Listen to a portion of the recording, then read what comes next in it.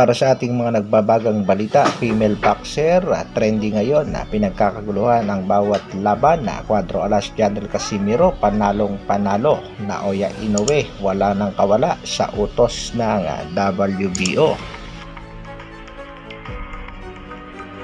Para sa ating unang mga balita, trending nga sa kasalukuyan ang female boxer na si Chernica Johnson.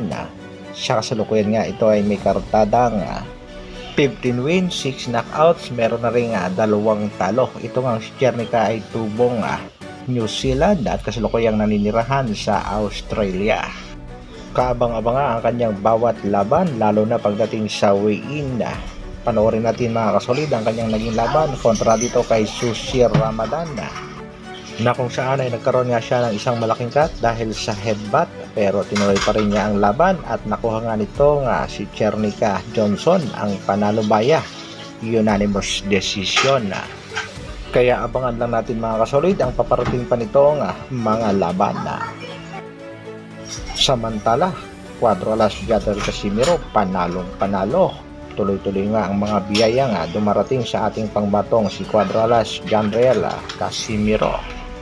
Heto nga mga kasolid ang latest update sa planeta nitong ating pangbato si Angas ng Pinas, na kung saan nagpa-blessing na ang ating pangbato sa mga biyayang kanyang natatamo.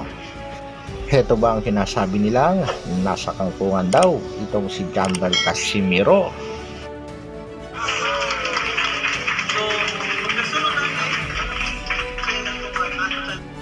Nawa ay tuloy-tuloy lang ang pagpasok ng mga blessings dito sa ating pangbatong si Cuadro Alas Jandrel Casimiro, at sana ay gabayan siya sa kanyang mga paparating pang mga laban.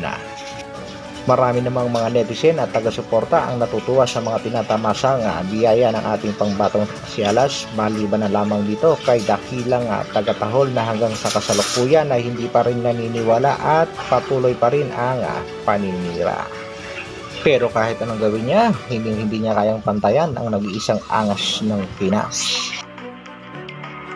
Sa kabilang balita naman mga kasolid, Japanese monster Naoya Inoue, wala nang takas sa ating pangbatong si Cuadro Alas Jandrel Casimiro. Alam naman nating may paparating na laban ang ating pangbato ngayong buwan ng Oktubre kontra Yukinori Oguni, at sigurado namang kakayanin ito ng ating pangbatong si Alas mga kasolid, dahil tuloy-tuloy naman ang kanyang paghahanda at ipag-uutos nga ng WBO ang isang matinding bakbakan kung sakaling mananalo si Alas sa Japanese boxer. Ito nga ay ang bakbakan sa pagitan ni Cuadro Alas at Luis Pantera Nery. Planchado na rin nga yan sa mga Japanese promoter at nagbigay na rin ng pahayag itong Japanese monster na hindi siya aakyat ng sunod na divisyon hanggat hindi niya nakakalaban itong si Luis Pantera Nery, o kaya naman ay itong si Angas ng Pinas.